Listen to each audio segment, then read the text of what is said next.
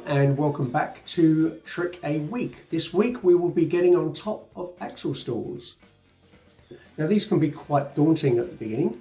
One of the biggest problems that I see with people with axle stalls, they seem to have too much speed. They end up on the platform, coming up, turning too late and just falling backwards into the handrail.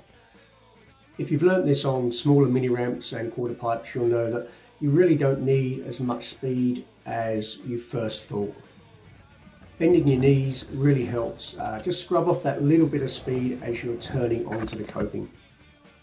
So there's really not that much difference between doing an axle stall on a mini ramp and doing an axle stall on the vert ramp, obviously except for the height. So you want to approach the coping with just enough speed to pop out.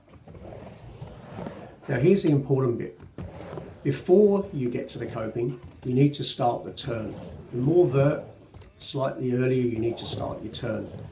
As you turn your board, turn your shoulders. Turn your front shoulder in the same direction that you're traveling. This will square off your body and help keep your weight over your board. Once you're up there, try not to stall for too long before going back in. This will make the whole trick feel much smoother.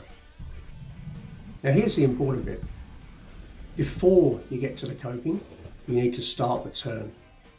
The more vert, the slightly earlier you need to start the turn. Basically sliding the back wheels up the last 6 inches of the vert and turning onto the coping as you do so. As you start to go back in, you need to transfer your weight slightly to your toe edge and gently kick turn in. The most important part is keeping the weight on your toes as you turn in. If you keep your weight on your heel, there is a good chance that you can hang up, and you really don't want to do that.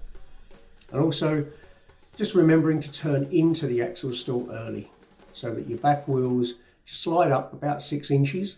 The more vert you have, the more you're going to have to sort of get that slide, because what will happen if you turn onto the coping and you turn directly onto the coping, your weight will make you fall onto the platform.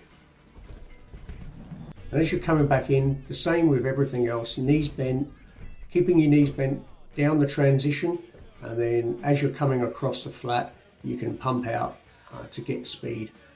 I find that you can get a lot of speed from axle stalls, a little bit more than you can from dropping in. They just feel a little bit more secure. As you're turning in, you can almost pump straight away when you're used to it. So I really hope you enjoyed that video. If you did, please hit the thumbs up button below. Don't forget to subscribe for future videos. Feel free to leave any comments. My name is John Pearson, and thanks for watching.